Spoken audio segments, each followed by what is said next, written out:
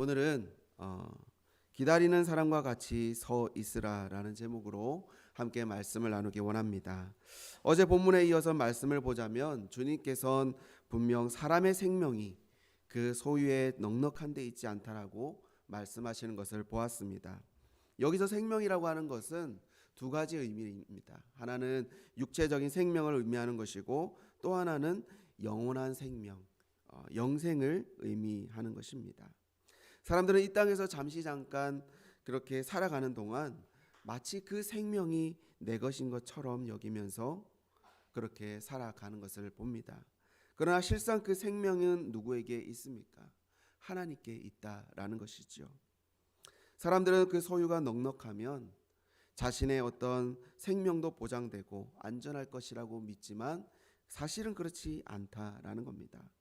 그렇기 때문에 주님이 하시는 말씀은 그 소유에 대한 탐심을 물리치고 그 물질을 어떻게 사용하라는 겁니까? 하나님이 원하시는 대로. 다시 말하면 하나님의 물질의 그 주인이 되게끔 하여서 그렇게 살라라는 것을 말씀하였습니다. 더 나아가서는 이 물질을 물질의 주인이 하나님이심을 고백하는 것은 우리의 전 삶의 주인이 하나님이심이라는 사실을 고백하는 것이라고 하였었습니다. 그렇기 때문에 이제는 정말로 자신의 삶의 주인이 하나님이시고 또 왕이심을 고백하는 사람들, 그러한 주님을 따르는 성도들은 이제 어떻게 우리가 살아야 되는가, 어떤 마음의 자세로 그렇게 살아야 되는가를 오늘 본문에서는 말씀하고 있다라는 겁니다.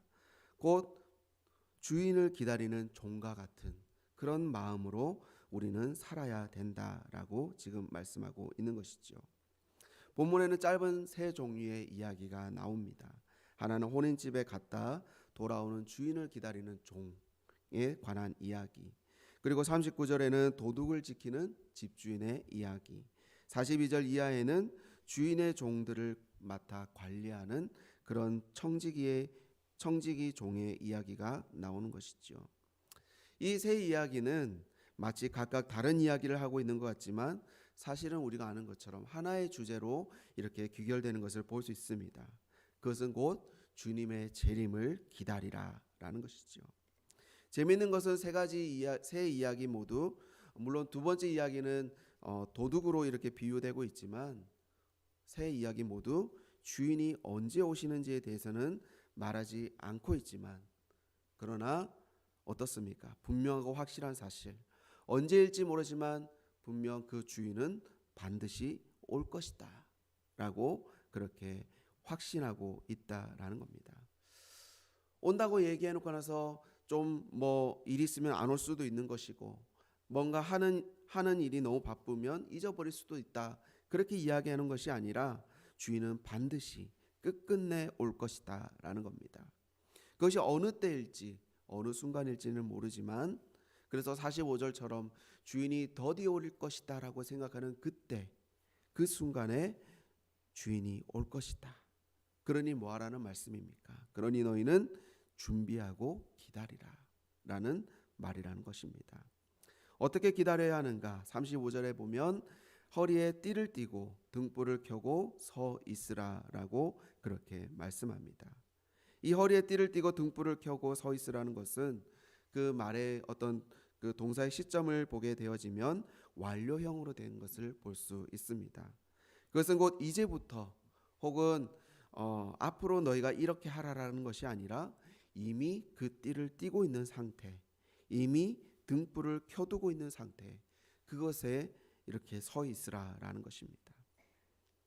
여기서 서 있으라는 말 역시도 어떻습니까? 일어서라는 의미로 있지만 계속해서 그 상태를 유지하고 있으라는 의미가 된다라는 겁니다.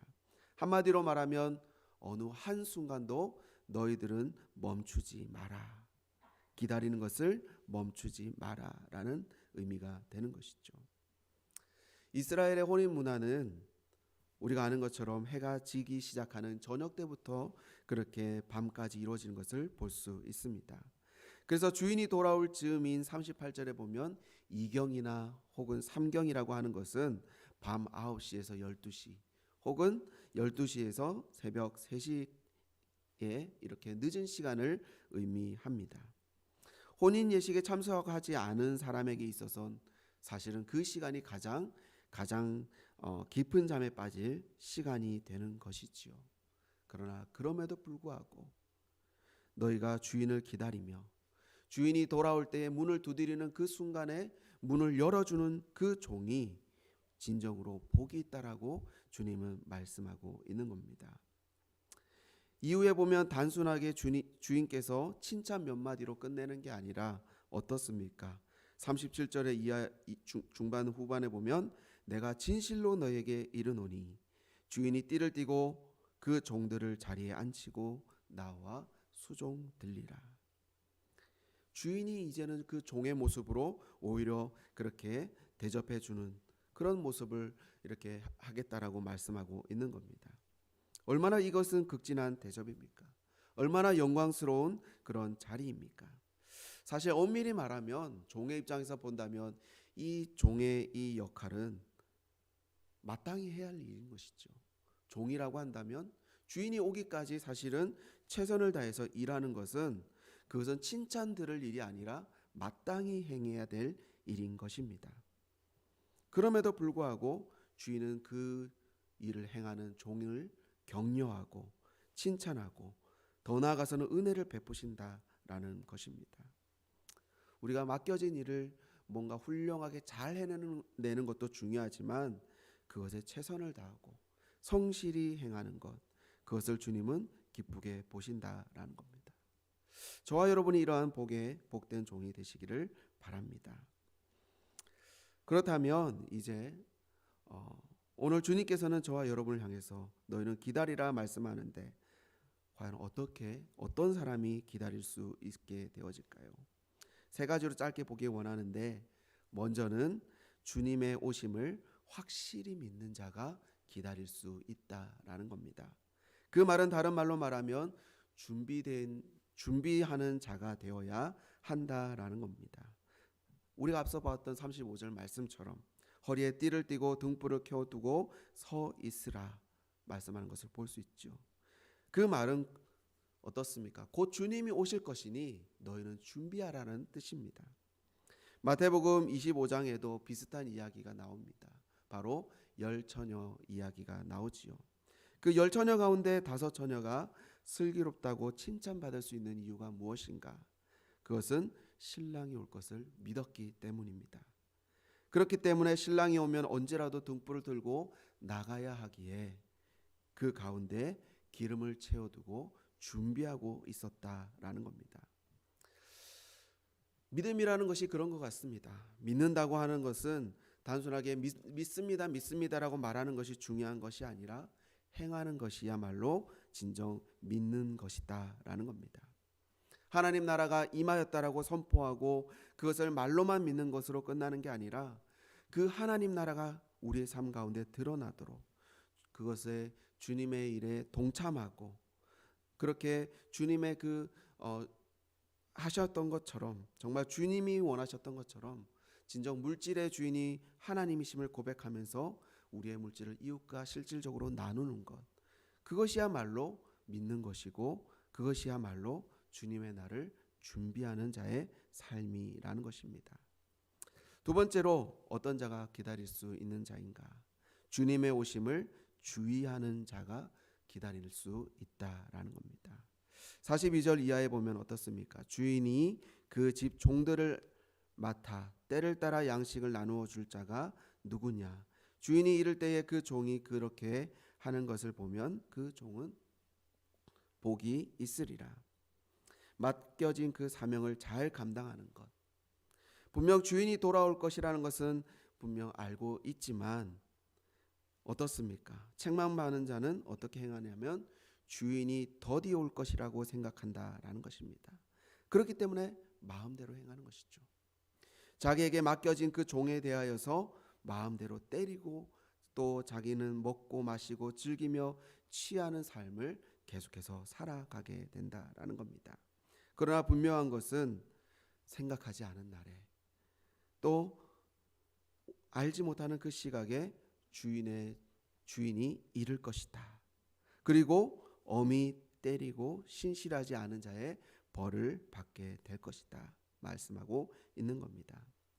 어쩌면 오늘을 살아가는 저와 여러분에게 있어서도 정말로 우리는 주님의 오심을 기다린다라고 말은 하지만 우리는 실질적으로 그런 삶을 살고 있는가 돌아보아야 될 줄 믿습니다. 어쩌면 우리가 말은 하지만 설마 오늘 오시겠어? 설마 내 때에 그 주님이 재림이 임할까? 그렇게 우리가 생각하면서 안일하게 살아가고 있지는 않은가 하는 것입니다. 그런 생각들이 모여서 사실은 좀 더 즐기고 좀 더 그냥 누리면서, 특별히 요즘과 같은 이 코로나 시대에는 어떻습니까? 사실은 핑계대기가 너무나도 좋지 않습니까? 그러나 어느 때라도 주님은 오신다라는 것입니다. 그렇기에 우리는 주의하고 깨어야 한다. 그저 어제와 같은 오늘, 오늘과 같은 내일이 아니라 오늘이라도 주님이 오실 것을 우리는 준비하고 끊임없이 내 삶을 뒤돌아보면서 주의해야 하며 그렇게 살아가야 한다라는 것입니다. 마지막으로 어떤 자가 기다릴 수 있는가? 주님의 오심을 나의 말로 듣는 자가 기다릴 수 있습니다. 아무리 하나님께서 말씀으로 경고하고 내가 올 것이다 올 것이다 주의를 주고 전한다 하더라도 이것을 내게 하시는 말씀으로 듣지 않으면 아무 소용 없습니다. 41절에 보면 베드로가 뭐라고 얘기하냐면 베드로가 여짜오되 주께서 이 비유를 우리에게 하심입니까? 모든 사람에게 하심입니까? 예수님께서는 그것에 대해서 특별히 대답하시지 않습니다. 그러나 그것을 제자에게 하거나 다른 사람에게 하는 것이 중요한 게 아니라 지금 그 말씀을 바로 나에게 하고 계시다는 그 말씀으로 우리는 받아야 한다라는 사실입니다. 설교를 하는 저 역시도 마찬가지입니다. 어떻습니까? 저 역시도 박 목사, 하나님께서 나에게 하시는 말씀으로 박 목사, 너 요즘 너무 나태한 거 아니야? 너 요즘 좀 해롱해롱하고 허리띠가 좀 느슨해진 것 같아. 그러니 다시 띠를 띠고 등불을 켜고 서 있으라. 그 말씀으로 받아야 되는 것이죠. 끝으로 47절 이하에는 이렇게 말씀합니다. 주인의 뜻을 알고도 준비하지 아니하고 그 뜻대로 행하지 아니한 종은 많이 맞을 것이요 알지 못하고 맞는 일을 행한 종은 적게 맞으리라. 이 말씀을 보면 뭔가 나는 좀 작게 맞겠구나, 다행이다, 이것이 아니라는 것이죠. 이 말의 진정한 의미는 마지막 심판의 날, 주님의 재림의 날에 그동안 수많은 경고와 말씀으로 주님이 오실 것에 대해서 이렇게 말씀하셨고, 또 믿는 자에게는 너희가 어떻게 살아야 되는지에 대해서 그렇게 말씀하셨는데, 어느 날 갑자기 주님이 오심으로 인하여서 주님, 저는 이날 주님이 오실지 몰랐습니다. 만약 주님이 오셨다면 제가 좀 더 준비했겠지요. 그렇게 핑계댈 수 없다라는 말을 지금 하고 있는 것입니다. 핑계가 더 이상 통하지 않는 것을 말하는 것임을 여러분 주의하시기 바랍니다. 그래서 많이 받은 자에게는 많이 요구할 것이요 많이 맡은 자에게는 많이 달라 할 것이라. 예수 그리스도의 그 놀라운 생명이 저와 여러분에게 주어졌습니다. 그리고 예수 그리스도의 그 사명을 또한 주님께서는 저와 여러분에게 맡겨주셨습니다. 그 말은 곧 무엇이냐면 우리는 핑계댈 수 없다라는 것입니다. 하나님, 나는 작게 맡았어요. 나는 일반 집사니까 나는 별로 크게 맡은 일이 없습니다. 그렇게 이야기할 수 있는 것이 아니다라는 것입니다. 사랑하는 성도 여러분, 오늘 이 아침 다시금 우리 자신을 돌아보기 원합니다. 진정 나는 주님의 그 귀한 사명을 맡은 자로서 그 주님을 기다리는 자의 삶을 살고 있는가? 말로는 기다린다고 하지만 여전히 물질을 나의 마음에 품고 살아가면서 그 소유가 내 것인 것처럼 그렇게 욕심부리며 살아가고 있지 않은가?